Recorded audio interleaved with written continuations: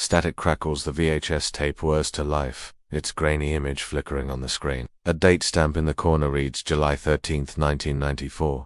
The camera pans across an empty living room, shadows dancing in the corners. Suddenly, a figure appears. It's distorted, its movements jerky and unnatural.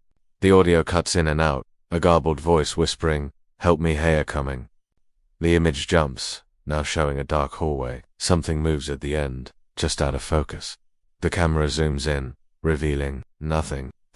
But wait, there's a face in the static, eyes wide, mouth agape in a silent scream. The tape abruptly ends, leaving only snow on the screen. You rewind, heart pounding, but the tape is blank now, as if the horrors you witnessed never existed. You turn off the TV, but can't shake the feeling you're being watched.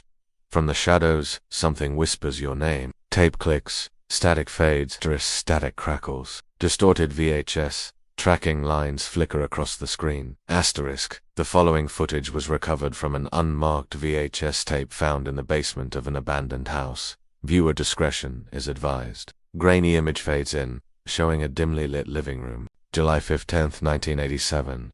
It was just another ordinary summer evening. The Johnsons gathered around their television set, bathed in its eerie blue glow. Little Timmy, age 8, sprawled on the carpet, chin propped in his hands. Mum and Dad shared the worn floral couch, a bowl of popcorn between them. The nightly news droned on, but something wasn't quite right. The anchorman's face seemed ...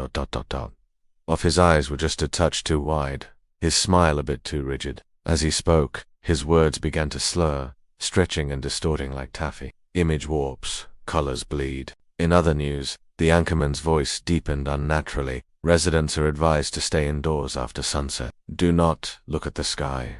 Do not answer the door.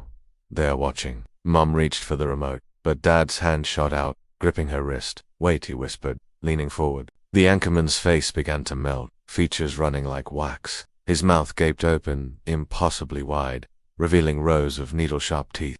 A guttural scream erupted from the TV's tinny speakers. Loud burst of static. Screen goes black. When the picture returned, the living room was empty. The popcorn bowl lay overturned, kernels scattered across the carpet. A dark, viscous liquid pooled on the couch cushions. In the corner, barely visible, a pair of glowing eyes blinked once, twice. Then darkness. Tape cuts to static. The next segment appears to be from a different recording. The timestamp reads August 3rd, 1987. We see a bedroom, walls plastered with posters of teen heartthrobs and rock bands. A girl, about 14, sits cross-legged on her bed, speaking into a pink plastic tape recorder. Dear Diary, she begins, twirling a strand of hair nervously. It's been 2 weeks since Mom and Dad and Timmy. Since they... double quotes. She swallows hard. The police say they just left, but I know that's not true. Something took them. Something from the TV. She leans closer to the recorder, voice dropping to a whisper. I can hear it at night, scratching at the walls, whispering my name. It wants me to turn on the TV, but I won't. I won't end up like them. A sudden thump from off-screen makes her jump. The girl's eyes widened in terror as she stares at something beyond the camera's view. Oh, God, she breathes. It's here. Tape abruptly ends. The final recording is dated September 1st, 1987. The camera pans slowly across an empty playground. A merry-go-round spins lazily, though no one is there to push it. A child's laughter echoes faintly, growing louder, but something's wrong. It's too high-pitched, almost painful to hear. The laughter turns to screams, then abruptly cuts off. The camera zooms in on a park bench. Carved into the weathered wood are the words, "Don't watch, don't listen.